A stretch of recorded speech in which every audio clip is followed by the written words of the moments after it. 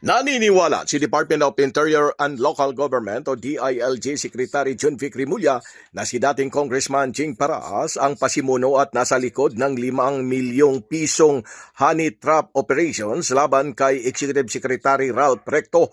Ayon kay Secretary Rimulya na under evaluation na ng mga imbestigador ng gobyerno ang laman ng statement ni dating Congressman Paraas na sinabina na ng National Bureau of Investigation o NBI kasama si Batangas Congressman Leandro Livesti.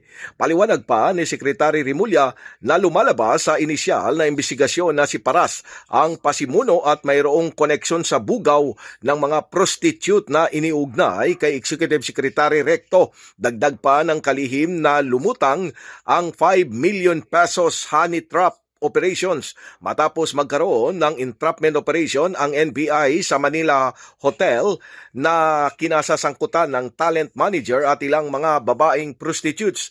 Na batid pa na lumutang sa interogasyon ng mga otoridad sa naarestong talent manager na sila ay inalok ng 5 milyong piso para pirmahan ang isang false affidavits na nag-aakusa kay Recto na sangkot ito sa sexual abuse at illegal drugs at ikinanta si dating Congressman Paras na siya ang coordinator ng operasyon at si Congressman Livesti naman ang financiers.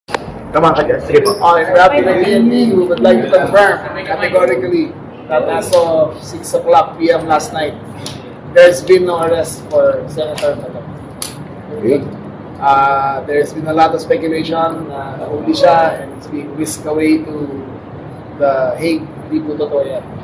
Nag-coordinate na po kami sa DOJ, nag-coordinate ang DLG, lahat ng law enforcement units. Senator Bato is still being handled now. Just to be clear. Second, with regards to the issue of the supposed entrapment na gagawin kay Senator Ralph, kay E.S. Ralph, and eventually think that it was targeting kami ni Vince Dizon, ni Boying, and others. I would like to think that si Congressman Legarda is a better person. But to get to the bottom of it, kailangan makita natin talaga kung ano ang nilalaman ng statement ni Congressman Jing Paras. It seems like siya ang pasimuno nito, siya ang connecta sa bugaw, ang bugaw ang nagsabi ko ng plano, at siya ang nagbanggit lang ng pangalan ni Congressman si Jing Paras. So Jing Paras is the person of interest.